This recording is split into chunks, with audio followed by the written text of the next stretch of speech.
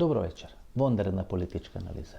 Ко тамо некаде пред околу 3 години ги почневме овие вонредни политички анализи, за вас кои се мембари, мембарси или користите опцијата membership на YouTube каналот Васко Евтов, не ни можев да предпоставам дека преку овие вонредни политички анализи ние всушност ќе вртиме политичката сцена во Република Македонија. Гледате, сите тези кои се кажани, кои се анализирани, кои се презентирани прво во овие вонредни политички анализи, подоцна еден многу мал дел од тие вонредни политички анализи сме ги направиле публик за сите гледачи на емисијата во Центар, дел во интервјуата во емисијата во Центар, значи после вториот круг на локалните избори ќе почнеме со интервјуа во емисијата во Центар.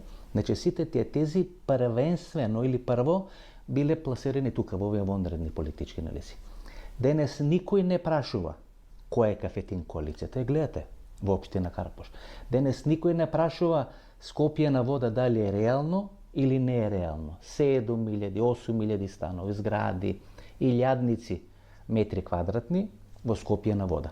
Тоа е веќе видливо, ко тоа сме го кажале пред едно 4 или пред 5 месеци, многу мина има прашалници, дали е тоа баш така, дали е точно така натаму и така натаму. Така што сите тие работи кои се кажани во овие вонредни политички анализи, ова кампања за локалните избори го потврди и тоа мене ми дава одредена сатисфакција, но го потврди пред ваши очи, значи станата сведоци, дека тоа што прво сте го слушнале во овие вонредни политички анализи, подоцна станале мејнстрим теми во политичките кампањи и политичките процеси во Република Македонија.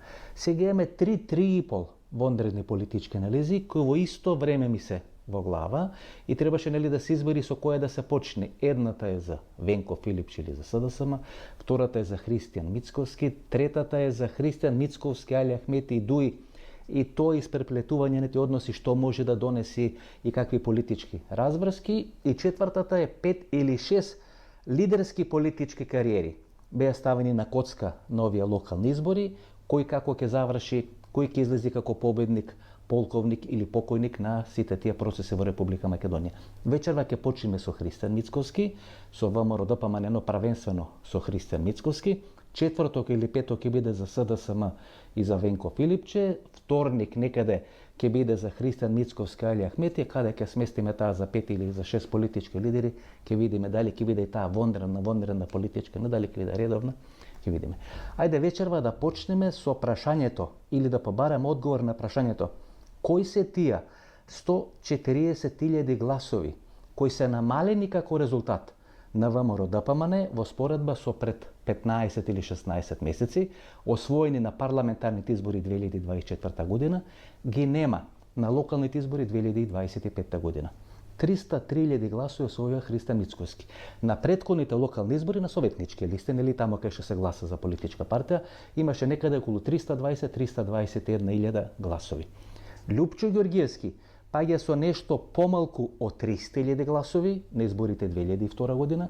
Никола Груевски доаѓа на власт 2006 со нешто над 304.000 гласови. И гледате, тоа е квантумот.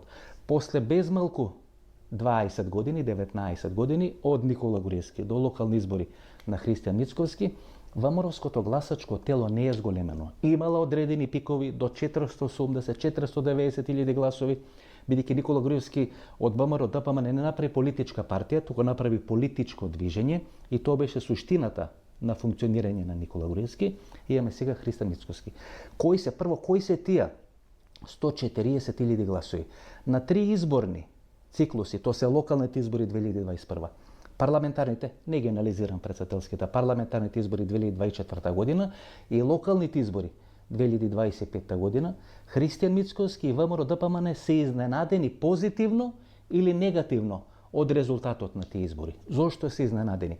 Бидејќи еден квантум на гласови, кои во наводници не се ВМРО-вски гласови, кои не може да ги видат, кои не може да ги детектират во нивните политички анкети или во анкетите на лизите на гласачкото тело, им се појавуваат на избирачките места.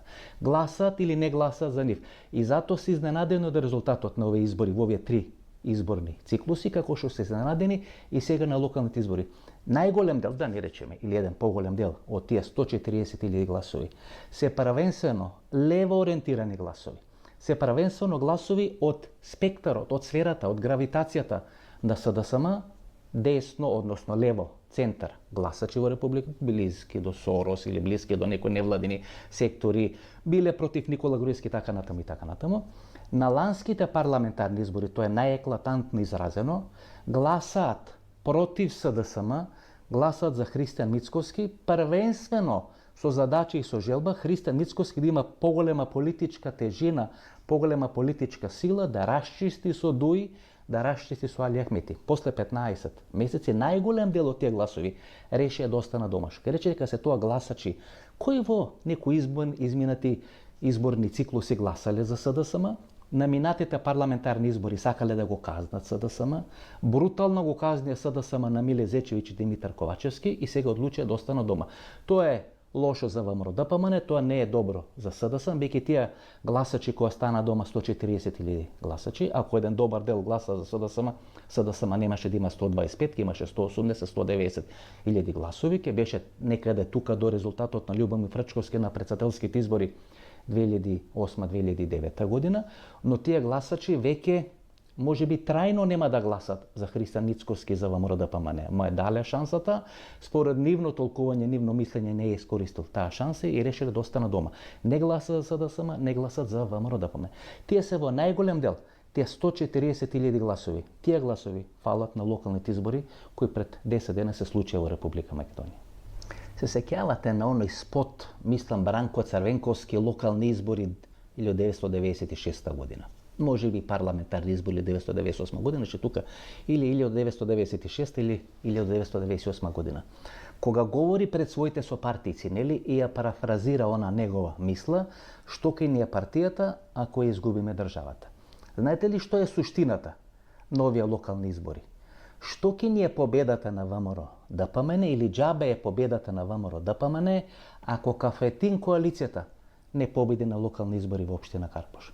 И тоа е суштината на се она што ни се случа на локалните избори во Република Македонија. Гледате како невешто, неумешно Христијан Мицкоски една апсолутна победа во првиот круг на локални избори, повеќе од 30 градоначалници во првиот круг на локални избори, како што сега стојат работите помеѓу 45 и 50 градоначалници ке има ВМРО-ДПМН во мандат на Христијан Мицкоски, значи еден импозантен изборен резултат, тука ќе биде, нели, врз база на сегашните трендови кои можеме да ги видиме по анкетите и по резултатите во првиот круг на локалните избори, тоа го става на талон, го става во барабар, го става на тацна, на послужавник, ако изгуби во општина Карпош. Значи, може ли да предпоставите на таква енергија, такви министри, значи влада, пола влада ја донеса во општина Карпош, Мицкоски имаше едно јавно појавување, велат уште најмалку 2 тајни појавувања, каде што оди работи ние всушност сега, после овие локални избори,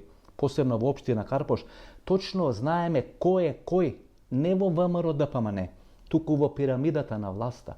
Кафетин коалицијата всушност е носител на целиот тој процес. Тие се на врвот на пирамидата. Христијан Мицкоски е дел на Кафетин коалиција, но тој не ги дава задачите. Тој може да учествува во креирање на задачите, на политиките, на платформите, задачите ги дава некој кој е начело на таа Кафетин коалиција. Знаете, и тоа што сум го кажал изминатите 12 или 24 месеци, дека нема една олигархија во Република Македонија.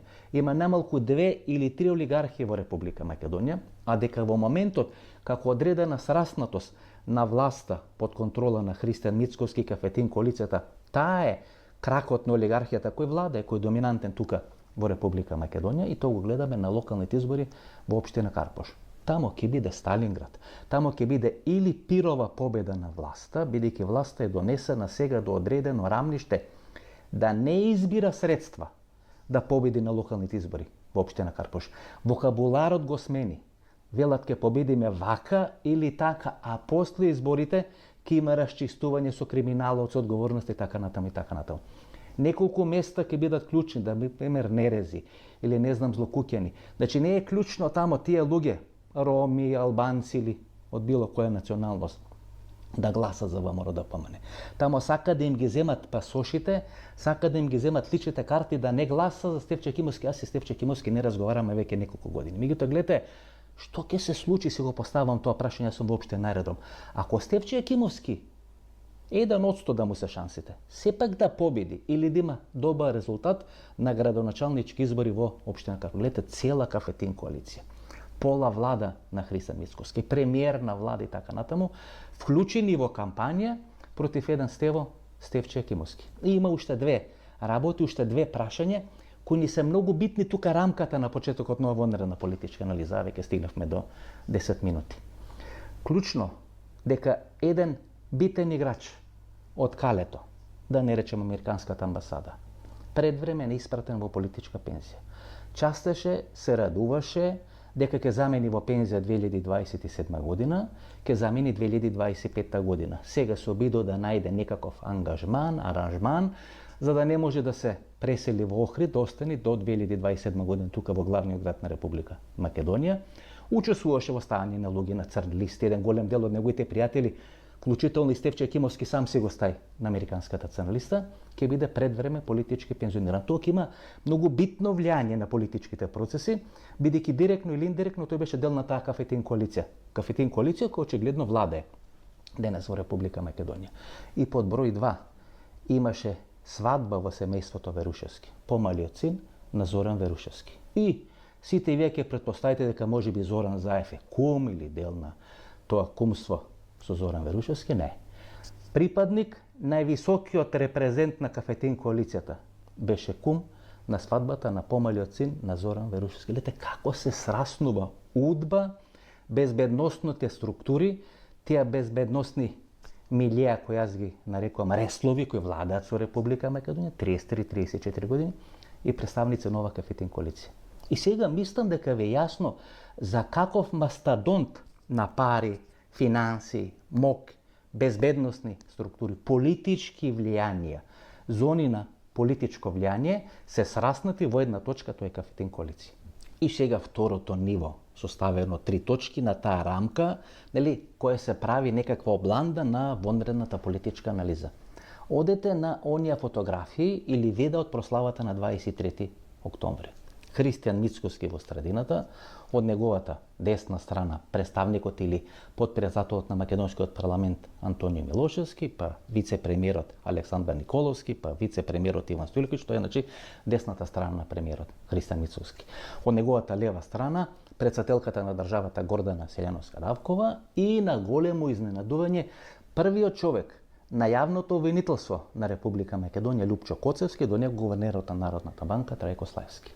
Јас досега немам видено на такво високо ниво, на такво високо рамниште представник на јавното обвинителство на Република Македонија во првиот ред на било кои прослави, безмалку до самиот премиер. Ставно збор за Лупчо Коцевски, на кого пред 2 месеци му изгласана недоверба со раците на левица, на пратениците на левица, пратениците на ВМРО-ДПМН. ВМРО-ДПМН нева една сериозна хајка против судии, против обвинители, нели да расчисти со криминалот, со тој Франкенштајн кој е формиран во обвинителството и судството во Република Македонија, и како минатата година нели не ослободи од окупацијата на Дуи на Али Ахмети, така ова година ќе не ослободат од окупацијата на судиите, на обвинителите, судството и обвинителството во Република Македонија. Лупчо Коцевски вие безмалку само до на еден чекор или на едно столче до премиерот Христијан Мицкоски на прославата на 23 октомври, а тоа во мандат на Никола Груевски е направен празник на сите државни празници во Република Македонија. Под број 2, значи некаде само неколку дена пред првиот круг на локалните избори, излегува поранешната обвинителка на специјалното јавно обвинителство Ленче Ристовска и вели ВМРО-ДПМН води хајка против мене, изнесува лаги и невистини, побара од нив да се извинат, да ги демантира, да ги повлече тие лаги и невистини на сајтот на партијата, инаку таа ќе поднеси одредена тужба за клевета, навреди, така натаму и така натаму. Со самото појавување на Ленче Ристовска, само предпоставите Ленче Ристовска, а не од антикорупцијска комисија Билјана Ивановска, да беше кандидат на некаква независна листа во општина Центар или на избори во градот Скопје. Мислите дека Ленче Ристовска ќе освоеше помалку или повеќе гласови? Значи, околу Ленче Ристовска може да се формира, да се креира одредена независна енергија надвор од ВМРО-ДПМН, надвор од СДСМ, независни листи, или некои 150-200 гласови кои не се појавени изборите, ќе беа сигурно многу повеќе мотивирани од Ленче Ристовска во споредба, да речеме, со Билјана Ивановска. Знаете ли што значи кога јавен обвинител денес, а претходно дел на тоа специјално јавно обвинителство, каде што странците, американците, британците вложија пари, енергија, излега вели ВМРО ДПМН не води хајка против мене. Можете ли да претпоставите случајот со дискотеката Пулс во Кочани? Под каков мониторинг ќе биде на меѓународна заедница? Кога излезе јавен обвинител ке рече се води хајка, тоа значи дека сите рефлектори на таа меѓународна заедница сега ќе бидат цвртени, насочени кон владата, кон однесувањето на владата. Ако владата влезе во расчистување во судство, во обвинителство, тоа ќе биде Сталинградска битка, Куртска битка, крв до коленици на едната и на втората страна, и на крај може некој да излези како победник, но било кој да победи, дали судство, дали обвинителство, дали власта во Република Македонија, тоа ќе биде пирова победа. Под број 3, ме прашувате за колеги. Никогаш не сум нападнал колеги во мојата кариера која трае повеќе од 30 години. Само одите на интервјуто со Трајко Славевски, сега гувернер, тогаш председавач на Советот во градот Скопје, кога, например, овие колеги од Инфомакс се обидува да ги денунцира, јас ги нарекувам колеги. Тој вели, па како можеш ти да ги наречеш колеги? Но, јас правам политички анализи. И кога правам политички анализи, јас анализирам процеси, не анализирам луѓе. Како заврши Велија Рамковски? Па заврши на топол оброк 3 пати на ден. Целата ова структура на А1 телевизија, Борен Јовановски, Младен Чадиковски, па те му правеа пред владата интервју на тогашниот премиер Никола Груевски. Денес Велја Рамковски фрла дрва и камења. Не против Никола Груевски, против Зоран Заев. Го нарекува најголем лажго на македонската политичка сцена. Како заврши Боки 13? Па на топол оброк 3 пати на ден. Овие бардови на македонското новинарство, каде беа паркирани? Па беа паркирани кај Боки 13. И ако 2 пати така завршат, тога знаете, некоја новинарска политичка платформа, која не е ни новинарска, која не е ни политичка, која е од се по нешто, кому иде, како ќе заврши? Па така како ќе завршува претходно. Тоа се политички процеси. Тоа нема врска со персони, со колеги, со новинари, со желби или очекувања, тоа се само анализи на политички процеси. Така заврши, знаете како велат евреите. Ако една се случи, се мали шансите да не се случи повтор пат. Но ако се случи повтор пат, тога се нула шансите да не се случи по трет пат. Следете што ќе се случува со комунална хигиена. Директорот на комунална хигиена бил приведен вчера, во понеделникот, па бил пуштен. Гледате, каква нервозна реакција на градоначалничката во заменување Даниела Арсовска. Се појавува пред влада, се слика, вреска, политички се обидува нешто да ќари и така натаму. Тоа покажува дека нешто драматично се случува зад сцената. И ако власта најавуваше во текот на кампањата, во текот на пожарите, во текот на тоа што се случуваше со загадувањата депоните во главниот град на Република Македонија, сега власта има 2 можности, знаете. Едната можност да оди на предвремени избори во Република Македонија, а втората можност да апси. Ако се одлучи, јас мислам дека опцијата да апси, да приведува, да санкционира е многу поверојатна, ќе анализираме во продолжение на оваа вонредна политичка анализа, е многу поверојатна од тоа Христан Мицковски да се реши да оди на предвремени парламентарни избори, тогаш од каде ќе почне? Гледате, тие ќе направат се, ако не најдат криминал, или ако не може да гонат криминал, да направат, да испровоцират, да испродуцират некакво во наводници злосторничко здружување, кое е направено, кое е политички формирано за дестабилизирање на Република Македонија и дестабилизирање на власта во Република Македонија. Инаку како да ги толкувате сите оние изјави на премиер, на министер за внатрешни работи, на вице-премиер, министер за транспорт и врски, дека одредени хибридни облици на политичко делување, одредени хибридни облици на хибридна војна во Република Македонија, некој прави пожари, намерно пожари, дека некој намерно прави депоните да не функционираат, комунална хигиена и така натаму и така натаму. Така да тоа ќе биде каменот. Гледате, сега ги нервират, сега ги тестират до каде може да одат, до каде може тоа да заврши. На крај што вели и Бранко Церенковски и Никола Груевски, на купче да ги најдат, на купче да ги спакуваат. Зошто? Бидејќи само така може да се оправда. Гледате, јас криминалот не го анализирам. Не сум го анализирал ни ке Велја Рамковски, нема да го анализирам ни тука.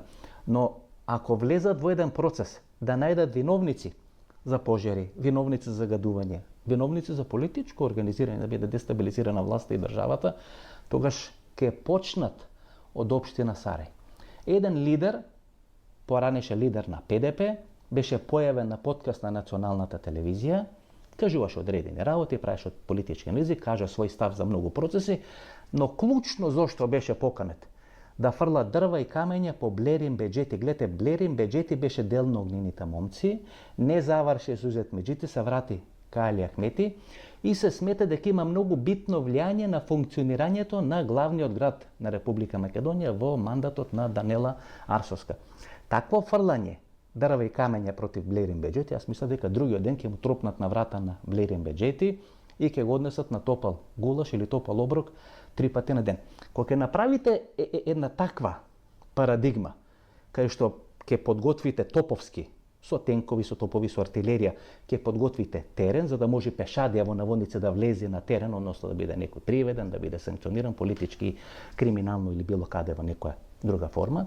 Тоа значи дека вие нешто подготвувате. Медиумите тука, ви се таа артилерија, таа авиација, кој треба да го исчисти или да го подготви теренот, за да може да се случи одредена политичка операција. И доаѓаме сега до клучната поента на Христијан Мицковски. Христијан Мицковски е односно машински инженер. Како вели тој, математичар, и тој прави одредени математички точни проценки и политички анализи.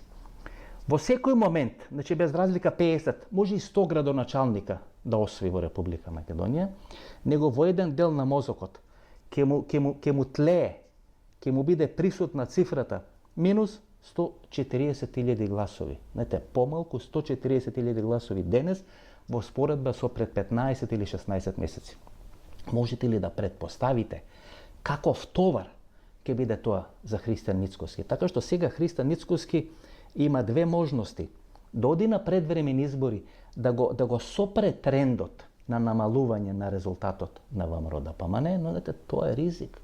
Може тоа да излезе надвор од контрола. Се го има на колена фрлено Дуи Али Ахмети, и ако прави предвремени избори во пролет или мај наредната година, тогаш кој му гарантира дека нема да воскресни Али Ахмети, дека нема да воскресни Дуи, знаете, и одготово да направи вересија. Така што секој што и прашалник ќе му стои над глава. Дали тие 140.000 гласови се минливо или трајно изгубени за Христијан Мицковски и за ВМРО ДПМН, дали ако направи предвремени парламентарни избори ќе го воскресни во наводници политички исцедениот или уништениот Али Ахмети, или ќе оди на апсење и преку процес на апсење да го сопри трендот на намалување на довербата и на рейтингот на ВМРО ДПМН. На 6 на 7 декември Христијан Мицковски ќе има конгрес каде што треба добие нови 4 години мандат на чело на ВМРО ДПМН. Имаше некакви спекулации дека ќе го менува статутот. Ако не го смени статутот, тоа ќе биде негов трет последователен и последен мандат. После тие 4 години не може повеќе да биде лидер на ВМРО ДПМН, согласно статутот кој сега е во функција, сега е во важност, и го има направено министерот за внатрешни работи Панче Тошковски. На тој конгрес на ВМРО ДПМН, значи гледате, кога вие го менувате статутот, чепкате во нешто и не знаете како тоа ќе заврши. Зоран Заев 2021 година го смени статутот и катастрофално изгуби на локалните избори 2021 година, тоа беше крај на неговата, барем сега да се крај на неговата политичка кариера. Да конгресот на ВМРО ДПМН, ако не се менува статутот, ако не чепни во статутот Христијан Мицковски, тогаш ќе реди дел на раководството на луѓе кои ќе бидат негови наследници. Што мислите? Ако победи на локални избори во Карпош Сотир Лукровски, ќе биде или нема да биде дел на тоа раководство? Дали Сотир Лукровски како дел на таа кафетин коалиција, бидејќи тоа го дефиниравме, кафетин коалицијата е кровната конструкција, Христијан Мицковски е дел на таа кафетин коалиција. Дали ако биде ставен во тоа ново раководство, тогаш таа победа во Карпош нема да биде победа само на кафетин коалиција, туку ќе биде и конечно преземање на ВМРО ДПМН од страна на кафетин коалиција. Тоа е суштината на оваа анализа. За кого работи Димитар Апасиев? Значи, еден ден после првиот круг на локалните избори, први излеговме и рековме дека Димитар Апасиев ќе го руши Амар Мициновиќ, бидејќи сака да го спречи процесот на трансформација на левица од политичка секта во политичка партија. Знаете ли кој проблем најлесно се решава? Вештачки направен проблем, најлесно го решавате. Зошто? Бидејќи вие сте го направиле. Знаете како сте го направиле и знаете како да го решите. Димитар Апасиев и партијата Левица е формирана од Никола Груевски, формирана од ВМРО ДПМН, вештачки во наводници направен проблем тамо некаде пред изборите 2015, 2016, 2017 година. Помогнато му е на Димитар Апасиев да го победи Здравко Савевски, да помени низ тие судски лавиринти, да се земи партијата и партијата Левица да ја трансформира во моментот во политичка секта. Додека кажуваме ова вонредна политичка анализа, на една национална телевизија е телевизискиот дуел на двата кандидати за градоначалник на Скопје, ќе го анализираме ако има нешто интересно во наредните денови. Меѓутоа, првичната теза дека Димитар Апасиев ќе направи се, не Амар Маценовиќ да не победи, туку да нема добар резултат, 50-60 илјади гласови, и да му е преземи партијата, бидејќи тогаш еден поголем дел од гласачите во Република Македонија ќе сватат дека Амар Маценовиќ со помош на таа партија може да биде македонска верзија на Сириза, а дека Димитар Апасиев ја држи во некаква темница на некој ниво 50-60 илјади гласови таа партија, да биде присутна, шешелј варијанта на македонската политичка сцена, но секогаш да има точка на топење. Таа точка на топење да зависи од одредени финансиски принадлежности, од одредени финансиски разврски во Република Македонија, поврзани со партијата Левица. Дури еден дел на информацијата од партијата Левица, кои можеби се користеле во кампањата против Амар Маценовиќ, не би ме изненадело делови или структури под контрола на лидерот на таа партија да бидат пласирани или да бидат доставени до власта во Република Македонија. Горан Герасимовски, па јас веќе неколку недели ви кажувам дека Горан Герасимовски е кандидат, најмалку кандидат на СДСМ да победи во општина Центар, договорен од пред една и пол година со структурите на ВМРО-ДПМН. Дете, кога вие сте ВМРО-ДПМН или сте власт во Република Македонија, зошто начело на општина Центар, каде што треба да добивате маркици, да добивате локации, би ставиле некој ваш кандидат, бидејќи тогаш не знаете со кое крило на ВМРО-ДПМН тој може да се договори, јавноста да се крени против во наводници бетонизацијата на општина Центар, како што нели ВМРО-ДПМН го напаѓа или го обвинува Стефче Акимовски за општина Карпош, и тогаш ќе инвестирате во Горан Герасимовски. Ќе го појавувате на Сител телевизија, ќе го појавувате на ваши медиуми. Гледате, на барање на Горан Герасимовски вонредно е свикана структурата на ЗЕЛС за да се расчисти со проблемот на нечистење или нерасчистување на грубето во гравниот град на Република Македонија. Значи, кандидат делумно на олигархијата и во еден најголем дел на урбаната мафија под контрола на ВМРО-ДПМН. Што ќе се случува на политичката сцена ако ги анализирате сите политички или изборни циклуси во изминатите 34 години? Бранко Црвенковски е завршил својата политичка кариера на локалните избори 2013 година. Никола Груевски е завршил својата политичка кариера на локалните избори 2017 година. Тогаш шеф на изборниот штаб и носител на листата на ВМРО-ДПМН во главниот град, советничката листа на ВМРО-ДПМН во главниот град на Република Македонија беше Христијан Мицкоски. Катастрофално е поразен, ги преживува тие локални избори, има 8 изборни порази во изминатите 5 или 6 години и сега е апсолутен владар на македонската политичка сцена. Зоран Заев ги губи локалните избори 2021 година и е завршил својата политичка кариера. Што ќе рече, Христијан Мицкоски ги преживува локалните, ги победува, ги добива. Апсолутно убедливо ќе има што ќе случи во Карпош, нели?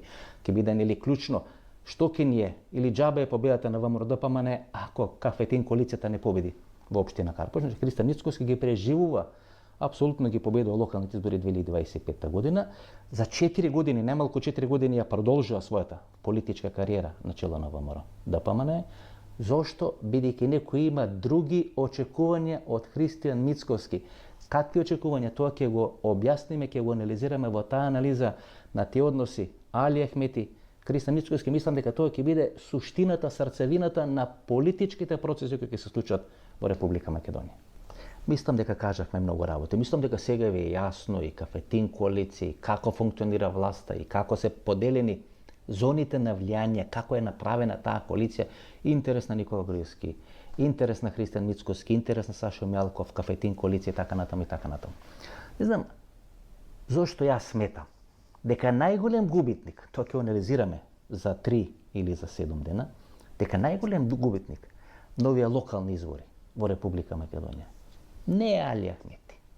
Не се некои структури под контрола на Али Ахмети. Можеби не е ни Димитар Апасиев, без разлика што може да ја изгуби во наводници битката против Амар Меценовиќ, дека битката е тамо помеѓу Амар Меценовиќ и Димитар Апасиев. Дека не е ни Даниела Арсовска, дека најголем губитник е НЗС-то кој сите нив ги поврзува, тоа е Никола Груевски. Тоа ќе го анализирам, мислам дека Никола Груевски, дека ова беше пресметка на Христијан Мицковски на Никола Груевски, кој вие не ја гледавте, таа пресметка, која се случуваше зад сцената, зад грбот, односно зад брдото, зад планината. Без радар, значи под маса се случваат сите тие работи и тоа ќе ги дефинира политичките процеси, политичките разврски во Република Македонија. Тука некаде ќе завршиме нашата политичка анализа, бидејќи јас брзам да гледам телевизискиот дуел помеѓу Амар Меценовиќ и Орце Ѓоргиевски. Ако има нешто интересно ќе го анализираме за неколку дена, можеби во вонредна политичка анализа. Ново дружење четврток или петок со вонредна политичка анализа, па избори во недела, па после недела, нели, првична анализа дали ќе биде понеделник и вторник, а тамо некаде за 10 дена, една недела после вториот круг на локалните избори, одиме официјален почеток на новата YouTube сезона 2025-2026 на емисијата во Центар, телевизиско или целовечерно интервју. Се гледаме.